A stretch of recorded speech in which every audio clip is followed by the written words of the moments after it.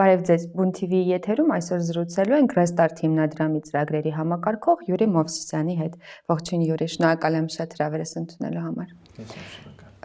Յուրի, երբ խոսք է գնում հիբրիդային պատերազմների, ապա տեղեկատվության լայն հաղթարշավի մասին, մեծամասամբ ոչ միայն հայաստանյան համատեքստում, այլ նաև համաշխարհային համատեքստում խոսվում է նրա մասին, որ երիտասարդները եւ առաջնային թիրախ են, եւ առաջնայիններից մեկը այն օղակներից, որոնք վերարտադրում են նաև այդ բոլորը։ Ինչպիսին է ձեր փորձառությունը։ Դրանք նաև Հայաստանի համատեքստում, այսպես ռելևանտ պնդումներ են։ Նախ շնորհակալ եմ այս կարևոր թեմայով քննարկման համար, որովհետև իմ կարծիքով գոնե երբ որ քննարկում ենք հիբրիդային պատերազմներ Հայաստանի պարագայում, շատ հաճախ երիտասարդների ուղղությամբ այդ քննարկումները շատ քիչ են, բայց իրականում դաշտը շատ հարուստ է քննարկման համար, ես նույնիսկ ասեի ուսումնասիրությունների հետազոտությունների համար, մեր փորձառությունս առումով շատ հարուստ է, որովհետև կարելի ասել քաղաքացիական հասարակության այն երիտասարդական հատվածի շատ քիչ ներկայացուցիչներից մեկն ենք, որ քաղաքական նարատիվների շուրջ քննարկումներ են իրականացնում տարբեր նախաձեռնություններ, որին մասնակցում են մի քանի 100 երիտասարդներ ամեն մի միջոցառմանը,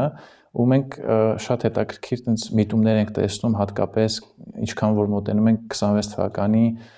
ընտրություններին, որովհետև տեսնում ենք, որ դաշտում հայտնվում են նոր քաղաքական հասարակական դերակատարներ, որոնք ըստ էության ելնում են այն կանխավարկածից, որ երիտասարդները խոցելի խումբ են։ Ինչպես են իրանք դա այդ խոցելիությունը չափում կամ ինչպես են դա բացատրում, ըստ էության երիտասարդները ինչով են խոցել, որտեղ հիբրիդային պատերազմների ներքո սոցիալական մեդիայում ամենաակտիվ սեգմենտն է երիտասարդությունը։ Իհարկե որոշակի հարթակների միջև տարբերություն կա, օրինակ երիտասարդները Facebook ցանցից քիչ են օգտվում, ավելի շատ Instagram-ում, TikTok-ում, մենք վերջերս նկատում ենք, որ Instagram, TikTok այդ հարթակներում ավելի շատ են այդ վնասարար նարատիվները շրջանառվում։ Երկրորդը կա երիտասարդության մեջ մի հատված, որը ունի հասարակական ակտիվության բավականին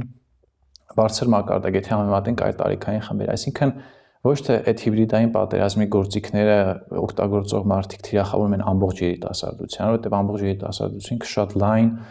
լսարան է, եթե այդպես կարելի է ասել, օրինակ 700,000-ից 800,000-ի կարգի ընտրողների ռեգիստրում հաշվառված երիտասարդներ ունենք։ Այլ թիրախավորում են ավելի ակտիվ սեգմենտին, որոնք օրինակ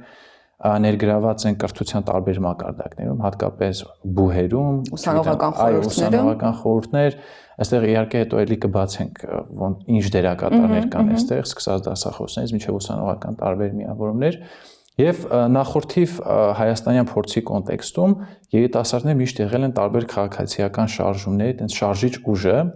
ու այստեղ կարծում եմ մի քանի նպատակ են հետապնդում այս կոնտեքստում։ Մյուս կողմից կարող են այնպես անել, որ անվստահություն սերմանեն քաղաքացիական գործընթացների նկատմամբ, այսինքն մի նպատակը լինի այն, որ երիտասարդները հեռու մնան նմանատիպ գործընթացներում ներգրավելուց։ Որպես կանոն 2018-ին մասնակցությունն էլ չէ, թիրախավորումը դիտարկվում է դա, օրինակ մենք շատ հաճախ, երբ որ խոսում ենք ժողովրդավարության մասին, որ շատ կարևոր է մասնակցելը, գնացեք ձեր համայնքում խնդիրներ բարձրացնեք եւ այլն, մենք տեսնում ենք, որ 18-ի նարատիվը բավականին շատ լուրջ ձևով շրջանառվում է այն կոնտեքստում, որ այդ 18-ին գնացիք մասնակցեցիք, տեսակ ինչ եղավ, դուք հետո որևէ ձևով վերահսկողություն չունեցաք այդ process-ների վրա, կոպիտ ասած ձեզ օգտագործեցին զուտ տենց թնդանոթի միս, նույնիսկ այս տիպի ձևակերպումներով, ու այս նարատիվը աշխատում է այն առումով, որ դուք չգնաք մասնակցեք, որովհետև պարզա ակնկալիք այն է, որ չմասնակցելով իրենց որոշակի օգուտ է քաղաքական առում դիվիդենդ է, բայց որոշ առումներով էլ հատկապես այդ ուրեմն ավելի շատ իշխանական շրջանակներից են այդպես։ Ոչ միայն, որովհետև մենք ունենք որոշակի ժողովրդավարական արժեքների շուրջ համախմբված երիտասարդներ, ովքեր այլընտրանք չեն տեսնում քաղաքական դաշտում, բայց մտածում են որևէ տիպի քաղաքական հասարակական գործունեություն ծավալել եւ այդ վնասարար դերակատարները փորձում են դա կանխել, բայց սա մի մասն է, նաեւ կա դերակատարների մի մաս, որ թիրախավորում են այն երիտասարդներին, ովքեր ինչ որ չափով հիասթափված են հեղափոխական գործընթացներից, տեսել են 2020 թվականի պատերազմը, դրա հետևանքները եւ այլն, ու նրանց մոտ արմատացած են այդ ռադիկալ ազգայնական իրացիոնալ նարատիվները, որոնք նաև օբյեկտիվ հիմքի վրա են տեղի ունեցել, ու նրանց էլ օգտագործում են բերելու արդեն ակտիվ քաղաքական դաշտ, փորձելով նրանց գործիքայնացնել։ Ու այդ գործիքայնացնելու մասով արդեն տարբեր մեխանիզմներ են կիրառում, երբ թե դա հետո քննարկենք։ Հա, իսկապես դա հետաքրքիր հարց է, այդ գործիքայնացման վերաբերյալ դուք մեկ-երկու օրինակ նշեցիք ու հատկապես ինձ կհետաքրքրի, որ խոսենք դրա մասին, թե բուհերում ակտիվ ուսանողությանը ինչպես են փորձում նաև որոշակի շրջանակներ դասախոսական, ինչպես են փորձում ուղղորդել դեպի հենց այն դաշտ, որը թվում է թե պիտի օգնեին զերծ մնալ այդ դաշտից։ Դե ես ինքս այդ փորձառությունը ունեցել եմ սովորելով Երևանի պետական համալսարանում շատ հետաքրքիր ժամանակներից սկսած 2017-ից մինչև 2024-25 Վերջին շրջանում մենք անverջ հետաքրքիր ժամանակներ ենք ապրում թեև հատկապես դե այդ շրջանը, որովհետև անցում այն շրջաններ հետահայաց վերլուծություններ անելու համար հետաքրքիր sense data-ի բաներ ունեմ, sense միշտ հետահայաց վերլուծում եմ ինչն է փոխվել, ինչ նոր հետաքրքիր միտումներ կա։ Իրականում մենք երբ որ աշխատում ենք հատկապես 16-ից 25 տարեկան երիտասարդների հետ, մենք տեսնում ենք, որ շատ հաճախ այդ վնասար նարատիվները հատկապես ազգային արժեքներ, ժողովրդավարական արժեքներ, Արևմուտք, Ռուսաստան, խաղաղություն, պատերազմ հատկապես վերջին շրջանում ինքնության կապված ազգային ինքնություն եւ այլն, այս նարատիվները հիմնականում ստեղծում են կրթական օջախներում։ Այսինքն 16 տարեկան երիտասարդը իրականում շատ լուրջ ճանապարհ է անցնում դպրոցում, ու մենք տեսնում ենք, սա էլի ասում եմ, որ ինչ որ հետազոտության արդյունքներ չի, այլ մեր փորձառությունն է, բայց գուցե հետազոտությունը իրականացվի այս հիպոթեզները հաստատվեն, շատ հաճախ հումանիտար հատկապես ոլորտի օրինակ մանկավարժները իրականում այդ վնասար նարատիվները կրողներն ու տարածողներն են լինում, ու այստեղ շատ լուրջ աշխատելու տեղ կա։ Հետո երբ որ այդ նույն երիտասարդը գալիս է բուհ, չգիտեմ, կսովորի արևելագիտության ֆակուլտետում, հատկապես թուրքագիտության ամբիոնում, կամ կսովորի միջազգային հարաբերություններում, պատմական ֆակուլտետում, ես ինքս տեսել եմ տարբեր տիպի դասախոսների շրջանակ, ովքեր ոչ թե կարելի ասել գիտական գործունեություն են ծավալում կամ կրթական գործունեություն են ծավալում, այլ իմ կարծիքով կոնկրետ ներդրված են որոշակի նարատիվներ շրջանառելու համար։ Ես օրինակ բազմաթիվ են եղել դեպքեր, երբ որ ականատես եմ եղել, երբ որ դասախոսը մտնի եւ ոչ թե առանց ինչ որ գիտական բացատրում, այս ինչը դավաճան է։ Եկեք դե բանավիճեք ինձ հետ։ Հատկապես այստեղ երևում է տարբեր ռուսական շրջանակների հետ ասոցացվող մարդիկ, հա, օրինակ ովքեր ակտիվ շփումներ են ունենում, չգիտեմ, այստեղի դեսպանի հետ կամ ինչ որ կարելի ասել ռուսական փափուկ ուժի ներկայացություն, որովհետև իրենց նարատիվներով միանգամայն, այսպես ասած, համապատասխանում է այդ ռուսական նարատիվներին, որ գալիս են հայաստանյան մեդիադաշտ, ու երբ որ ուսանողը դեռևս ինքը այդ ձևավորման փուլում է, դեռևս գիտելիքներ եւ այլն չունի համապարփակ այդ մասնագիտության շուրջ, թվում է թե իր դասախոսը հեղինակություն է իր համար, ու ինքը անդադ որևէ այտենց ինչ որ քննադատական մտածողություն ցուցաբերելու ընդունում այդ նարատիվները։ Այսինքն, այստեղ խնդիր կա, որ այդ մարդիկ ունեն իրականում հեղինակություն, իրենք այդ հեղինակությունը օգտագործում են բուհերում։ Այս դասախոսների շրջանակն է։ Մյուս կողմից կան հիմա որոշակի չափով իրական փոփոխվել է, բայց նաև կան տարբեր ուսանողական միավորումներ, հատկապես այն ժամանակվա ուսանողական խորհրդի հենքի վրա մենք այդ միտումը տեսնում ենք, որ փաստացի երիտասարդները օգտագործում են ըստ քաղաքական նպատակահարմարության, հա, այսինքն արշավ անենք ինչ որ տեղ գնանք, դա կլիներ այն ժամանակ Արցախը, հիմա կլինի ինչ որ պատմամշակութային տեղեր եւ այլն, ու ցույց տալ այդ հայրենասիրական հենքի վրա, թե ինչքան անարդարացի խաղաղության են գնում, Հայաստանը թրքացվում է, ադրբեջանացվում է եւ այլն, գուցե այս բառերը չհնչեն, բայց ամբողջ այդ նարատիվային, այդ ասենց ամբողջ այդ բազմազանությունը իմ կարծիքով այն ձևավորում է բուհերում ու այլ կրթական օջախներում, դա մեր փորձն է վկայում։ Մյուս կողմից նաև վերջին շրջանում, այս արդեն նոր զարգացում է, մենք հասարակական դաշտում տեսնում ենք նոր հասարակական կազմակերպություններ, որոնք կարծես իրենց դիրքավորում որպես քաղաքացիական հասարակություն, հա, դա դրսևորվում է տարբեր կեղծ դիտորդական առաքելությունների միջոցով, որոնք անսահման ռեսուրսներ ունեն։ Օրինակ, ես երբեմն համեմատում եմ մեր ամբողջ երիտասարդական հատվածի ռեսուրսների հետ քաղաքացիական հասարակության ու իրանց հետ էլի դիսբալանս կա շատ մեծ թվով, ու իրանք հիմնականում փորձում են այդ ռադիկալ ազգայնական նարատիվներ կրող երիտասարդներին բերել դաշտ, փորձել նյութական ու ոչ նյութական խթաններ ստեղծել, օրինակ մեր դեպքում դա ավելի դժվար է, հա, մենք ասում ենք արժեքահեն մասնակցություն, մենք չենք ասում եկեք էսե գրեք, մենք օրինակ ձեզ գումար ենք խոստանում եւ այլն, ու վերջին շրջանում իրականում շատացել են տարբեր արդեն իսկ հասարակական կազմակերպության անվան տակ գործում են նոր երիտասարդական կազմակերպություններ ու ինչ են անում իրենք օգտագործում են մեր մեթոդաբանությունը ինչպես ներգրավել երիտասարդներին ու դա օգտագործում են վնասարար նպատակներով։ Այսինքն վերցնում են մի մոդել, որը աշխատում է, օրինակ նույն Restart-ի պարագայում, հա, ցանցահեն մեթոդը աշխատում է։ Ինքը լայն ներգրավվածություն է ապահովում, այս ոչ ֆորմալ կրթական մեթոդը աշխատում է։ Այ եթե երիտասարդների մեդիա հարթակ տաս, որտեղ իրենք ունեն դրա կարիք, իրական հատկապես միջազգային հարաբերություններ, պատմական այս ֆակուլտետներում սովորող ուսանողները իրենք այդ մեթոդները օգտագործում են հանուն այդ վնասարար նպատակների։ Այսինքն այստեղ շատ հստակ կարելի է նույնիսկ օրինակներով խոսել, ոնց են այդ մեթոդները կիրառվում ու դա մենք ամեն օր տեսնում ենք ու այսօր կարելի ասել մեր մարտահրավերներից եմ խոսում ես ավելի շատ։ Շատ կարևոր է մարտահրավերներից խոսելը եւ դրանց շարքում կարծում եմ կարևոր խնդիր է նաեւ այն հանգամանքը, որ մեծամասամբ փորձում են հավասարության նշան դնել, թե ինչ տարբերություն արևմտյան ինչ որ հիմնադրամների հետ այս համագործակցում եւ անում ես ինչ որ ծրագիր, թե որևէ այլ երկրի հետ եւ բաց են թողում այն առանցքային հարցը, որ թափանցիկության խնդիրն է։ Այս խնդրի վերաբերյալ լինում են ձեր փորձառությունից դատելով էլի արձագանքներ նաև երիտասարդներից, որոնք որ մինչ այդ չգիտեին, որ օրինակ երբ գնում ես ինչ-որ մի միջոցառման, պետք է ողջել այդ թափանցիկության խնդիրը պահպանվում է, թե ոչ, պետք է իմանալ ով է հովանավորում այդ միջոցառումները։ Այդ կարելի ասել վերջին շրջանում մեր այդպես կարևոր խոսակցություններից մեկն է մեր շահառուների հետ, որովհետև մենք իրենց այնց բաց ասում ենք, որ գուցե մեր տիպի գործունեություն ծավալող մարդկանց հրավերներ տեսնեք, բայց շատ կարևոր է հասկանալ ձեզ որ հրավիրում են ինչի համար են հրավիրում, բայց իհարկե ես որ խոցելիությունից խոսում եմ երիտասարդների մի կարևոր բան չնշեցի, այդ երիտասարդների դեռևս սոցիալ-տնտեսական դժվարությունների արդիականությունն է։ Այսօր օրինակ բազմաթիվ երիտասարդներ, օրինակ նույն 18 թվականի համեմատ ավելի շատ են աշխատում։ Այդ տարբեր ուսումնասիրություններով դա բարձր ու առաջին հայացքից կրթությանը զուգահեռ։ Հա, օրինակ բուհերում, եթե բոլոր դասախոսներն կփաստեն, որ երկրորդ կուրսից սկսած օրինակ շատ ուսանողներ աշխատում են ոչ մասնագիտական ոլորտում, այդ ցուցանիշ է, որ առաջին հերթին սոցիալ-տնտեսական դժվարության, երկրորդն էլ որ օքեյ, զուտ փող ենք աշխատում, որովհետև խնդիր կա լուծելու, կապ չունի մասնագիտականը ոչ մասնագիտականը, բայց այնպես չի, որ մեր աշխատանքը այդպես փայլուն արդյունք տալիս է։ Մենք օրինակ շատ հաճախ այս տվյալները հավաքում ենք հենց մեր շահառուներից։ Օրինակ ասում են, այսինքն ինչ որ մի հատ դիտորդական առաքելություն է հայտնվել, որը նաև հասարակական գործունեություն է ծավալում, չգիտեմ, 10 երիտասարդի աշխատանքը առաջարկ է գրասենյակային բան, բայց մեզ մի քիչ օտար է թվում։ Այսինքն այդ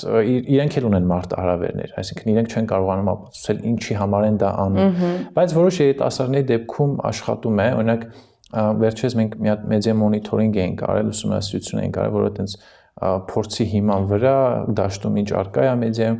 վերջին շրջանում նոր քաղաքական ուժեր են հայտնվել, որոնք նաև երբեմն հասարակական դաշտից են եկել քաղաքական դաշտ ու կոնկրետ նյութական խթաններով փորձում են երիտասարդներին ներգրավել։ Օրինակ մենք այդ ռեսուրսները չունենք ու դա սխալ ենք համարում, հա, ու կարծում եմ քաղաքասարակության մեծ մասը այդ կոնսենսուսը ունի, որ օրինակ մեկ էսե գրի առաջարկիր Հայաստանի ապագայի մասին ինչ-որ մի բան եւ քեզ կտան 200,000 դրամ։ Կամ օրինակ նկարիր ռիլ Հայաստանում արդարության, արդարադատության մասին եւ քեզ գումար կառաջարկեն, նույնիսկ iPhone-ներ, iPad-ներ, այո, վերջին շրջանում նյութական խթանները շատ են դաշտում, մենք կարող ենք տեսնել, արի այս քննարկմանը քեզ անակնկալներ են սպասում, նվերներ են սպասում, ինչ որ պարագայում սա աշխատում է, բայց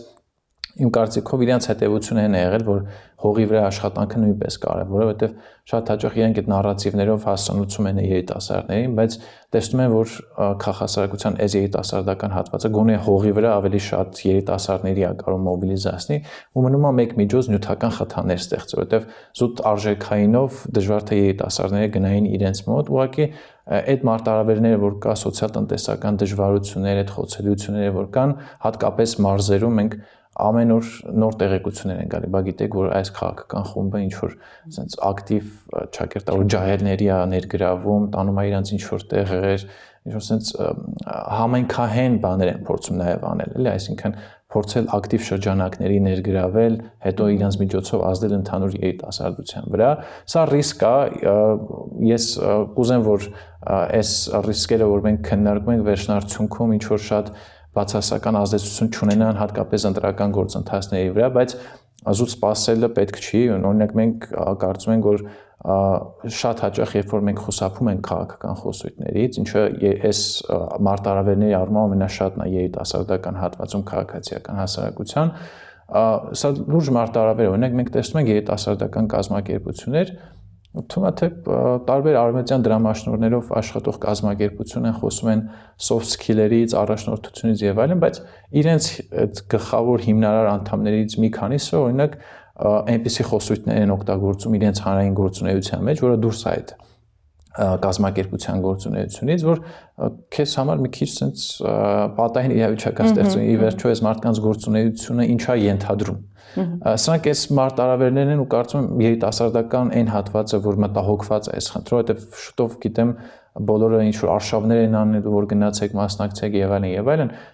դա չի աշխատում, եթե դու չես փորձում քո համայնքի հետ, community-ի հետ, երիտասարդական համայնքի հետ աշխատել քաղաքական նարատիվների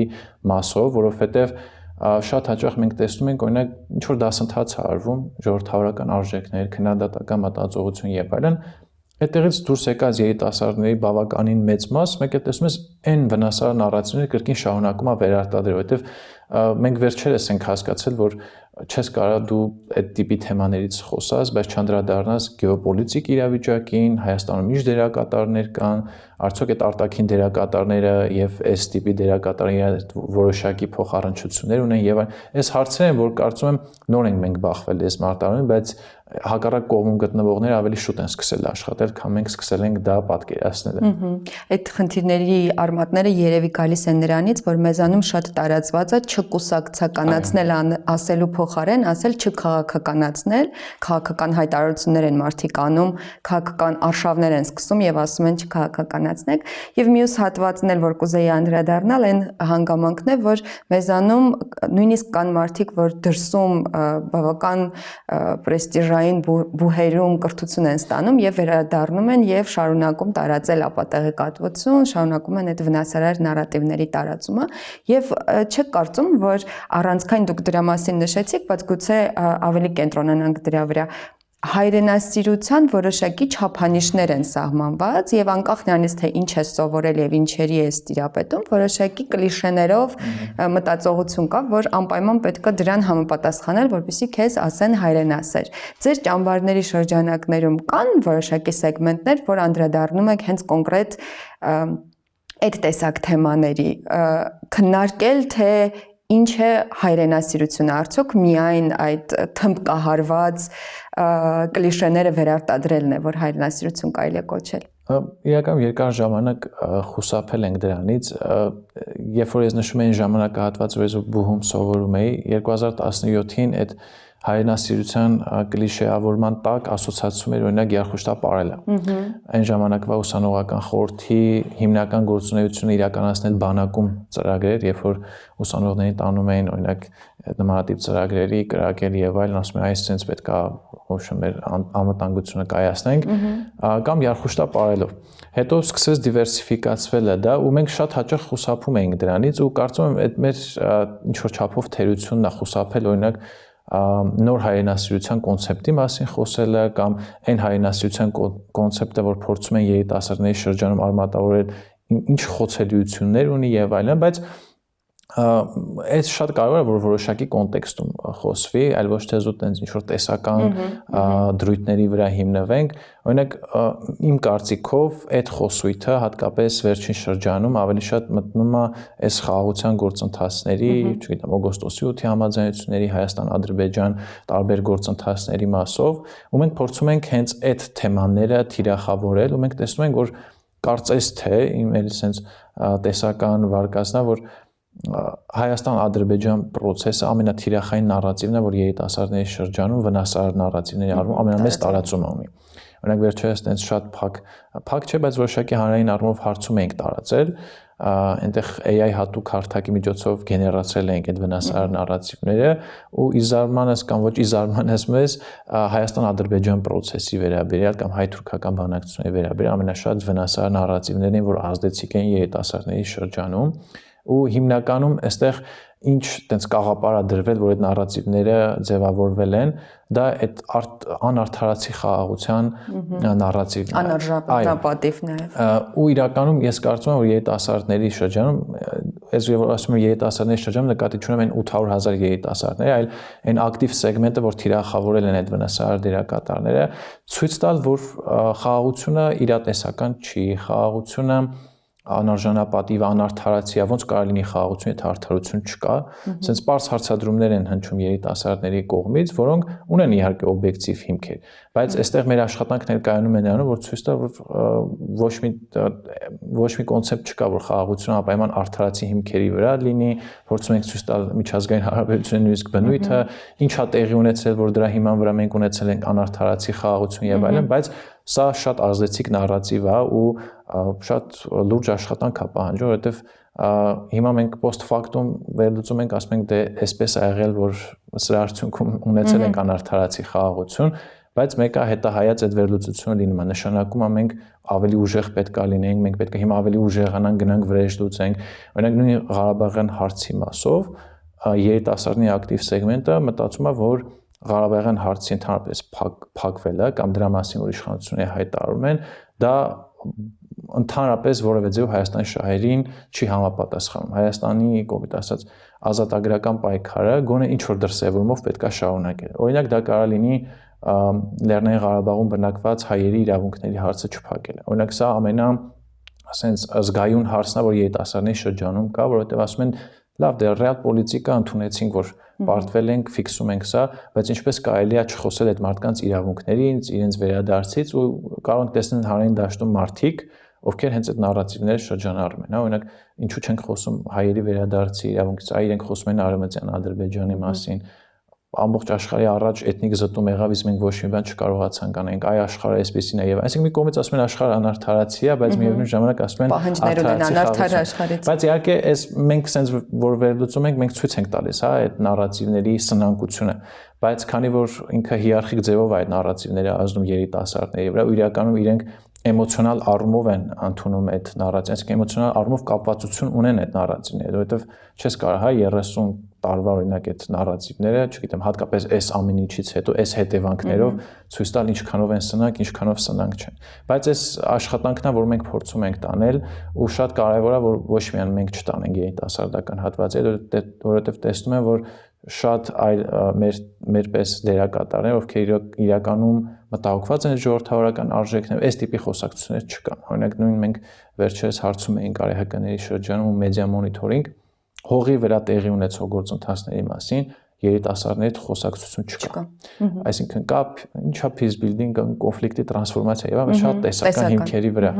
Սահմանազատում, սահմանագծում, Հայաստան-Ադրբեջան process-ներ, Հայաստան-Թուրքիա, այդ հողի վրա պետք է տեղի ունեցող գործընթացների մասին պետք է խոսել, որովհետև տպավորությունը օրինակ երիտասարդները կարող պատկերացնեն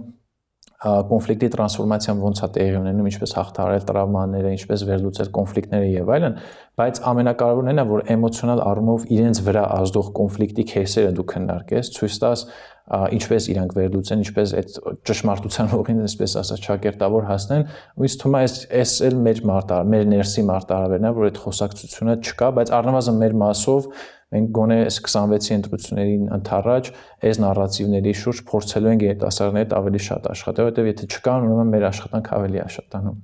Դուք մասամբ իհարկե կանխեցիք իմ հաջորդ հարցը, որին ուզում էի անդրադառնալ, այդ այն հանգամանքն է, որ հաճախ իսկապես քաղաքական դերակատարները կարծես պայքարում են իրենց խոսելու իրավունքի համար։ Այս թեմաներով պիտի շարունակենք խոսել առանց քննարկելու, թե այդ խոսակցության արդյունքում ինչպիսի իրադարձություններ են օրինակ տեղի ունենալու։ Բայց պիտի որ երիտասարդները ավելի շահագրգռված լինեն հասկանալու, թե դա ինչպես է ազդելու կոնկրետ իրենց կյանքի վրա, որովհետև եթե խոսացողները կարող են Կանադայից մինչև Ավստրալիա խոսել եւ իրենց կյանքի վրա ոչ մի ազդեցություն դա չի ունենալու, երիտասարդները պիտի որ դրանով հետաքրքրված լինեն, բայց սրա հետ փոխկապակցեմ մեկ այլ հարց,